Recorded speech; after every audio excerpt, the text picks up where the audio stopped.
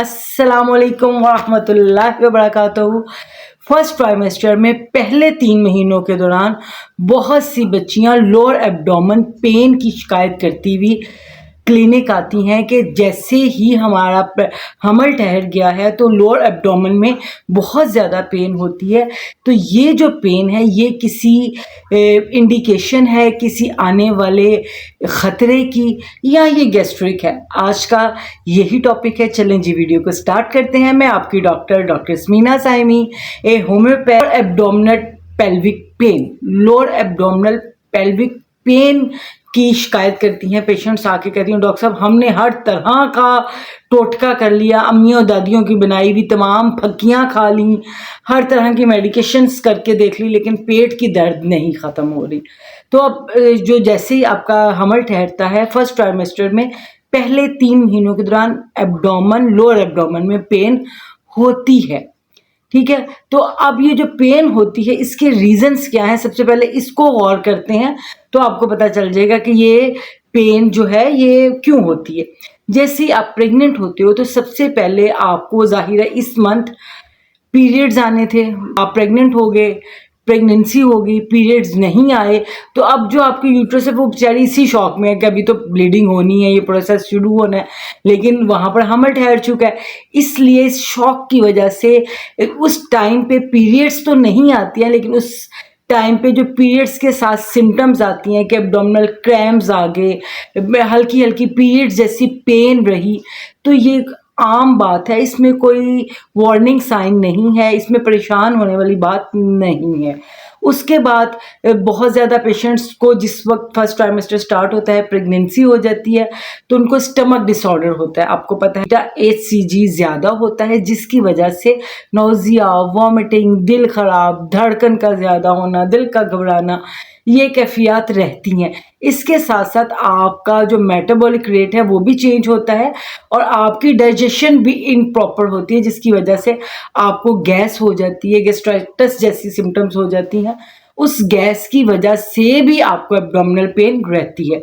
इसका जो third reason है वो है आपके हार्मोन्स का चेंज। जिस वक्त आप प्रेग्नेंट होते हो तो आपके हार्मोन्स बहुत तेज़ी से चेंज होते हैं, उस चेंज की वजह से भी आपको लोअर एब्डोमेन के अंदर पेन रहती है। जैसे अभी मेंसेस आए, कुछ बच्चियां जिनकी बड़ी ही कीमती किस्म की प्रेगनेंसी होती है तो जैसे ही उनका हमल ठहर जाता है वो खुश तो बहुत होती है, लेकिन उन्हें जब ये इस तरह के क्रैम्प्स होती हैं, लोअर एब्डोमेन पेन रहती है तो उन्हें एक डर सा लगा रहता है कहीं पीरियड्स ना आ जाए, कहीं मिसकैरेज ना हो जाए, तो वो परेशान भी रहती हैं। तो अगर आपको कुछ मेडिसिन ली, आपने पेन किलर लिया, दर्द ठीक हो गई, इट्स ओके, लेकिन दोबारा अगर हो रही है recurrent pain of lower abdomen तो आपको अल्ट्रासाउंड करवानी चाहिए ताकि पता चले कि आपका जो प्रेगनेंसी है वो यूट्रस के अंदर है। तो इस वजह से भी एब्डोमिनल पेन होती है। जो फोर्थ एंड लास्ट सिम्टम है वो बहुत ही परेशानी वाली है, वो है आपकी एक्टोपिक प्रेगनेंसी। अगर आपका हमल यूट्रस में नहीं ठहरा और वो यूट्रस के बाहर किसी फेलिपियन ट्यूब में या किसी ओवरी में ठहर गया है तो ये जब पेन होती है तो इसकी पेन बहुत स्वेयर होती है। कोई किसी किस्म की मेडिसिन खाने से दर्द ठीक नहीं होती, पेशेंट से वो बर्दाश्त नहीं हो रही होती, इतनी शदीद दर्द होती है कि पेशेंट ऐसे पूरी झुक जाती है। पेशेंट खांसी भी करती है तो उसको शदीद दर्द होती है, पेशेंट से चला नहीं जा रहा होता, इवन के पेशेंट से बोला नहीं जा रहा होता। तो इस तरह की अगर आपको पेन होती है तो आपको 1 सेकंड के लिए भी घर नहीं बैठना, वेट नहीं करना, फौरी से पहले आपको हॉस्पिटल जाना है ताकि आपका पता चल सके कि आपको एक्टोपिक प्रेगनेंसी तो नहीं है, और अगर एक्टोपिक प्रेगनेंसी है तो उसको प्रॉपर ट्रीट किया जाए, आने वाले किसी भी डेंजर से या किसी भी कॉम्प्लिकेशन से आपको बचाया जा सके। बेबी तो नहीं बचती, इस वजह से भी एब्डोमिनल पेन होती है। जो फोर्थ एंड लास्ट सिम्टम है वो बहुत ही परेशानी वाली है, वो है आपकी एक्टोपिक प्रेगनेंसी।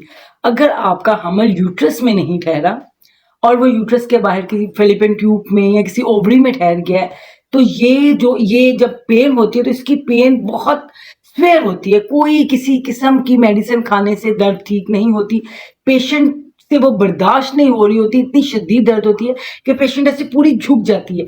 पेशेंट खांसी भी करती है तो उसको शदीद दर्द होती है, पेशेंट से चला नहीं जा रहा होता, इवन के पेशेंट से बोला नहीं जा रहा होता।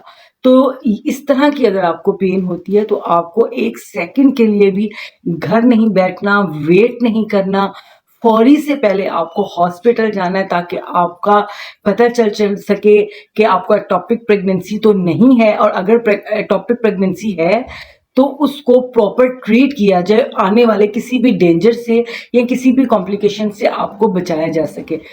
एक्टोपिक प्रेगनेंसी में फीटस तो नहीं बचता, लेकिन माँ को बचाया जा सकता है प्रॉपर टाइम पे अगर आप उनको हॉस्पिटलाइज करवा दें। तो लोअर एब्डोमेन की ये चंद सिम्टम्स थी। अगर अब देखते हैं कि होम्योपैथिक इसमें अपना क्या रोल अदा करता है। अगर आप प्रेग्नेंट हो और आपको पेट में बहुत ज़्यादा गेस्ट्राइटिस है, अब उसकी वजह अगर कॉन्स्टिपेशन है, तो आप जो है वो कार्बोवेज ले सकते हो, आप नट्स ले सकते हो, आप चाइना ऑफ ले सकते हो। और अगर आपको पेट इस तरह का है कि पेट को दबा के रखना पड़ रहा है और दबाने से थोड़ी बेहतरी आ रही है, तो आप कोलोसेंसिस ले सकते हो, आप डाइस्कोरिया ले सकते हो, बहुत अच्छी मेडिसिन है। और अगर आपको बहुत ही ज़्यादा वॉमिट रहती है, नौजिया बहुत ज़्यादा है, तो आप कॉल्चिकम ले सकते हो। और अगर आपको कुछ भी दूध और मिल्क शेक या कोई दूध से बनी हुई चीज़ पीते ही फ़ौरन वॉमिट बहुत ज़्यादा हो रही है, तो आप एथ्यूज़ा भी ले सकते हो। तो होम्योपैथिक कभी भी आपको तनहा नहीं छोड़ती। आप होम्योपैथिक मेडिसिन को यूज़ कर सकते हो अपना प्रिकॉशंस के तौर पे अपने फर्स्ट ट्राइमेस्टर में। आई होप सो ये इन्फॉर्मेशन आपके लिए बेनिफिशियल होगी। अगर आप मुझसे अपॉइंटमेंट लेना चाहते हैं तो मेरा ये नंबर स्क्रीन पे है, इस पे व्हाट्सएप के ऊपर आप अपना अपॉइंटमेंट बुक कर सकते हैं, मुझसे बात कर सकते हैं, अपने ट्रीटमेंट के बारे में पूरी डिटेल जान सकते हैं। आज बस इतना ही, मिलते हैं बहुत जल्द, तब तक के लिए अल्लाह हाफिज़। पाकिस्तान जिंदाबाद।